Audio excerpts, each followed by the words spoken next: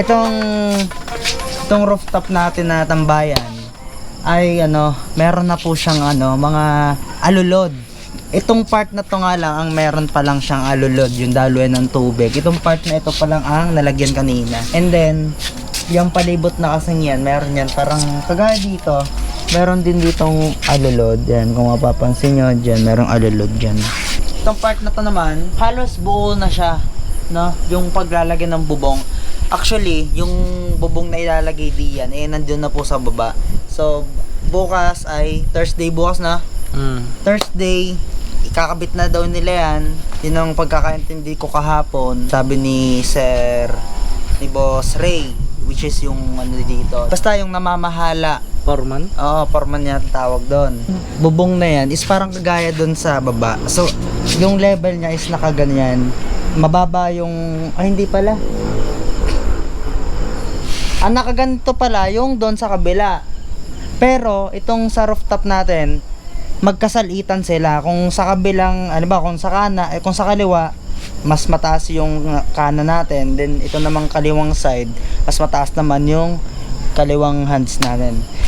Ngayon, itong part na to, malinis na rin to kumpara nung nag-shoot tayo. So hindi lang ako makapag-shoot habang may ginagawa sila, pero may mga ilang clip ako na isasama naman dito, kaya makikita nyo pa rin. Ito naman yung alulod na ilalagay nila dito. Ngayon ko sinot to, dapat bukas pa, pero ayun nga, ngayon ko lang na-shoot din. Kaya pasensya na, medyo madilim at hindi nyo masyadong kita kasi nga madilim nga eh. Mapapansin nyo, napakataas ng pinaka kisame namin. Yun yung gusto ni mama eh. Mataas yung kisame. And mapapatungan pa naman yan ng yun yan, mga plywood. Kung mga ilalagay nila dyan. Tapos, ito, meron tayong 3 tubo na nakatukod dyan. Yung isang yon, suporta daw yon para doon. Itong part na to, may frame na siya. No? Naku, nakaangat to. Ito, hindi ko masyadong nilapat. So, meron na siyang tinanggal nila yung nakalagay ditong bakbak. No? So, dito, may scaffold din silang itinayo para nakakatungtong sila dyan. Tapos, ang gusto ko dito pag nalipatan natin to, napakaganda nito. Kasi ito nga, bubutasin yung kabila. Tapos, dito tayo sa baba, Inis na itong paligid na dito. Nawala na yung mga flowers dito na buhol-buhol. Tapos, yung mga kalat-kalat dyan. Okay na din siya. Itong generator namin kasi, pag natapos to lahat-lahat, and tapos na talaga at pwede na siyang mapuntahan, hindi na siya pwede dito. Halimbawa, example, brand out. So, hindi to pwedeng buksan dito kasi aamoy yan dito. Tapos, dito, sa part na to, meron po tayong parang pinaka-storage. So, kung ano man na pwedeng ilagay dito. Kasi may space pa naman dyan.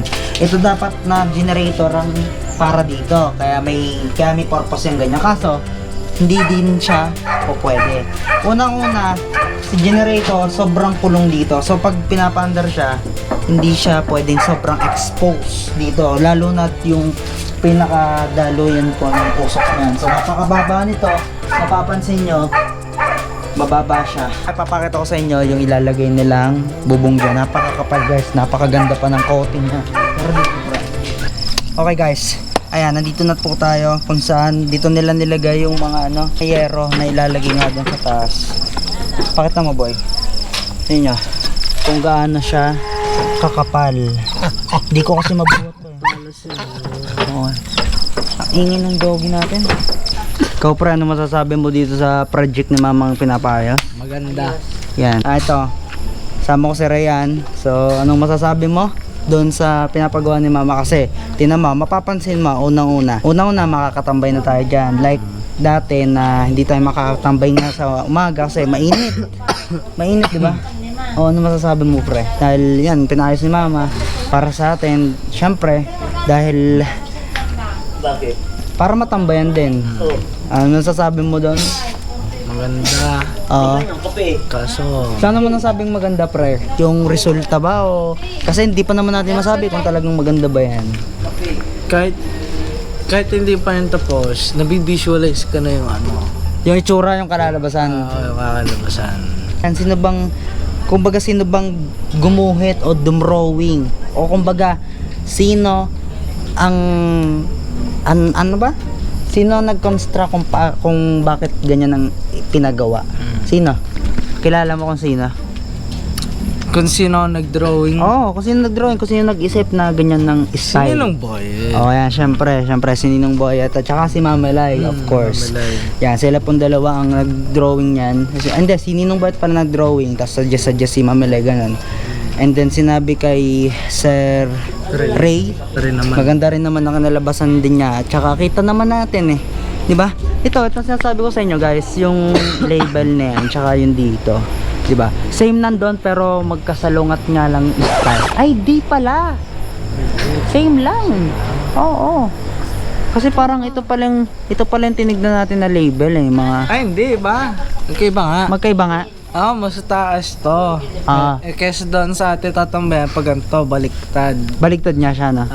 Kasi tayo nasa baba, pero pag kapantay natin yan, makikita natin ang mas mataas talaga yung right side kaysa sa left side. Sa bagay, totoo nga yan. Kasi mapapansin natin dito. What if kita mo yung spotlight natin na yan. Ito, spotlight to, di ba? Paano pag pinalagyan din ni Mama ng spotlight yan dyan, doon, tapos doon pa sa likod? Napakaliwanag dyan, pre. Maliwanag. Eh kasi guys, tingnan nyo, hindi pa bukas ang ilaw namin ha. Lahat ng ilaw hindi pa yan bukas. Ay, pero napakaliwanag na pagdating dito sa labas. So ayun o. Pero paano pa kayo pagbuhay yung lahat, pre? Tapos kasama yung nandun sa taas. Kasi ang goal kasi dyan, ikakasal na po kasi ang ang father and mother ni Ryan. Ngayon, ang goal dyan, dapat Bago dumating ang April. Bago dumating April, maayos na 'yan. Kasi yun nga tatambayan natin. Ang sabi ni Mama, bago mag-April kailangan pupuntahan na. Natatambayan na kumbaga. So, ang alam ko 3 weeks ang nakalaan na diyan para matapos. Pero mabilis silang gumawa eh. Mabilis silang gumawa eh, no? Tapos nire-retouch pa din nga pala yan dahil doon sa mga winelding nila. So, pero feeling ko isang buwan yan abot kasi di ka nga nagkamali yung mga workers ay yung mga constructor basta yung mga gumagawa at least sa pagganto yung slant yung konting slant lang kumbaga may inayos din sila dyan kasi ayun nga, napansin din yun. Bukas, no, susubukan natin sa panibagong araw, subukan ko na isama kayo para habang may ginagawa sila dyan kasi may pasok pa kasi ako tomorrow, so sa hapon pa ako lagi nakakalabas, kaya minsan pag naabutan ko sila dyan, syempre mga patapos na rin. So gusto kong try natin interviewin yung mga gumagawa dyan. Uncle, busog ba kayo sa kinain nyo?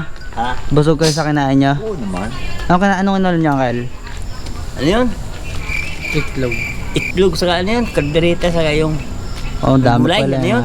Chapsoy. Chapsoy, yan. Si Uncle pala ang kapatid ng aming lolo, sa asawa ni Mama Wena. From sa Bicol pa, malayo pa ang pinanggalingan. Doon? Hindi ka pwede doon, pre. Hindi pwede. So, yun, peace. Let's go.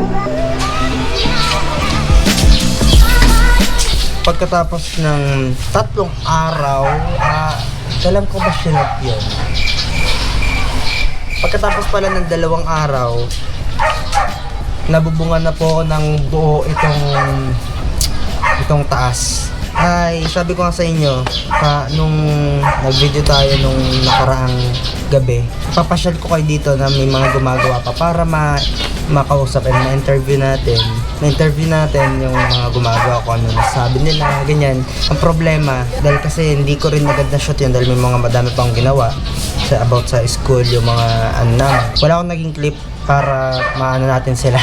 Pero ayun, may mga may mga yero na po ito at saka nilagyan na din nila ng paglalagyan ng kisame yung sa taas. Tomorrow naman kasi may lakad din naman ako, so reunion naman yun sa side ng family ko, and subukan ko bukas. Pero ngayon, pag-upload ako ngayon, pakita ko lang sa inyo konti yung resulta na itong taas na kumpara nung nauna. So, guys, stick ko pa akong hawak. Ayos. Yung nakaraan shot natin, yung taas, yung side na yan, wala pa pong mga bakal-bakal na yan. And dito, okay na yung pinakabubong dyan. And ito, ayun o, makikita nyo, nilagyan na nila. And nilagay na rin nila ang mga panglagay para dun sa pangkisame. So, yung mga kisame is nandito naman. May mga bakal na ganito dito. Di ko alam kung saan. Ay, mga tuntungan yata nila yan eh. Pero baka may paggamitan pa. Ewan ko, bahala na. So, dito pasok tayo sa loob. Ayan, ano? Daming mga bakal-bakal dyan, oh. Diba? Ayos ba? Tapos, itong part na to, yung side naman na yan, mayroon ding bakal na din. So, dito is wala pa. Pero ang sabi kasi, itong side na to is, ano na yan eh, window, no? Salamin siya dito. Tignan nyo naman, men. Napakaganda ng view natin dito. Diba? Kung makikita nyo, napakasuwabe. And wala akong masabi. Bukas is Saturday, magagawa pa rin sila dito. Pero kasi bukas alis nga po tayo dahil reunion yun sa side ng tatay ko. So Saturday, March 8. Napakatibay niyan. Pero yes, delikado rin siya. Hopefully nag-enjoy kayo dito sa ating vlog. And maraming salamat sa mga tumapos at sumama. Pasensya na hindi ko natupad yung sinabi ko na anuhin natin sila. Kaso kasi tuwing nalabas ako sa hapon galing school, syempre pagod, diretsong kwarto, palit, and then pahinga. Then ayun, tatatamad ako lumabas kasi sobrang init din ngayon. Sobrang init, guys. And hanggang dito na lang, sana nag-enjoy kayo at sinulap ko lang ulit kayo dito sa bagong update para dito. Konting araw na lang, malilipatan na to. Konting araw na lang, makakita na to. Konting araw na lang, makakatambay na dito. And excited din ako para i-set up yung mga instruments namin dito. And ang sabi nga din is, dito namin ilalagay yung mga computers. And sama-sama kami dito, napakasarap, di ba? And napakadami pang project dito, guys, na ipapakita ko sa inyo. So, let's go! Kung hindi ka pa nakasubscribe, mag-subscribe ka na. Road to 500 na tayo. And kalahati na lang para mag 1K, di ba? So, subscribe ka na. Click mo na rin yung bell button and comment ka na rin at saka paki-like. Thank you. Bye-bye. So, hanggang dito na lang talaga. Maraming salamat. Peace. It's sunset on Friday, I'm stuck on the highway. It's been